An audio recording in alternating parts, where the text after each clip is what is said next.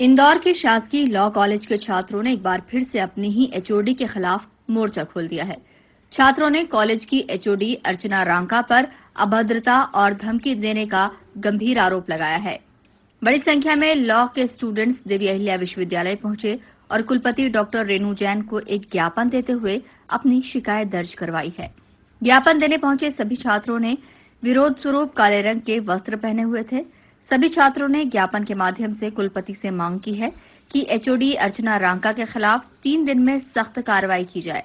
वहीं कुलपति डॉक्टर रेणु जैन ने छात्रों को जांच के बाद किसी तरह की कार्रवाई का आश्वासन दिया है। देखिए, आज से 2 दिन पहले, 1 दिन पहले स्कूल ऑफ लॉ में आंदोलन हुआ था, वो हम सबने देखा। उसमें वीसी मैडम का कहना था कि आज तक हमारे पास मैम को लेकर के कंप्लेंट नहीं आई, राका मैडम को लेकर के। हमारा उसमें ये कहना पड़ रहा था कि राका मैम हमारी कभी बात सुने ही नहीं और हमको इस तरह से डराया जाता था कि हम कभी कंप्लेंट लेकर जा नहीं पाए।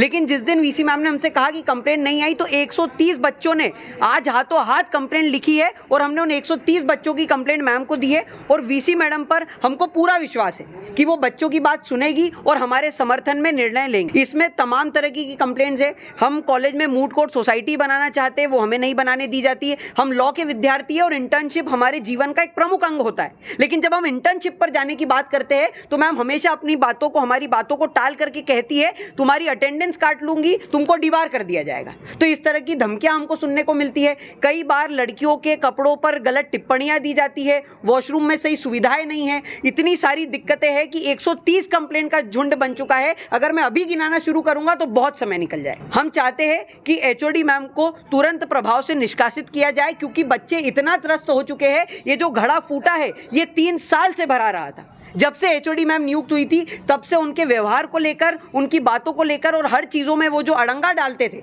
चाहे वो एकेडमिक्स हो या नॉन एकेडमिक्स हो, उन सारी चीज़ों को लेकर आज हमने कंप्लेंट दी है। और हमारी मांग ये है कि जो व्यक्ति 3 साल से हमारी बातें करने पर, हमारे माफ़ी मांगने पर, हमारे झुक जाने पर भी हमारी बात नहीं सुनता है, तो हमें लगता है कि उन्हें निष्कासित ही करना चाहिए। लॉ में वैसे तो एक बात छोटी सी थी, पर ये बात सैटरडे की है। जब मैं वहाँ पर गई थी, हम लोग होली का देखने गए थे कि होली की कोई जिस तरह का प्रस्तावित थे ऐसे कोई कार्यक्रम तो नहीं हो रहे। तो वो तो कार्यक्रम नहीं हो रहे थे। एक आध जगह डिपार्टमेंट में बच्चे होली खेल रहे थे तो उनको भी मना कर दिया। पर फिर तभी पता चला कि लॉ के बच्चे कुछ एजिटेशन कर रहे हैं। तो फिर जब हम वहाँ गए तो बच्चे धरने पर बैठे हुए थे और उन्होंने शिकायत की। उस समय तो कारण सिर्फ इतना था कि जो मैच का जो समय था 8 से 12 तय था, लेकिन बच्चे किसी कारणवश उसे बहुत आगे बढ़ाना चाह रहे थे। तो मैडम ने मना किया, तो उस बात को ही लेकर वो लोग धरने पे बैठ गए थे। पर फिर वो और भी शिकायतें उनकी थोड़ी सी वो स्ट्रिक्ट हैं, तो इसमें उनकी और शिकायतें भी आने लगी।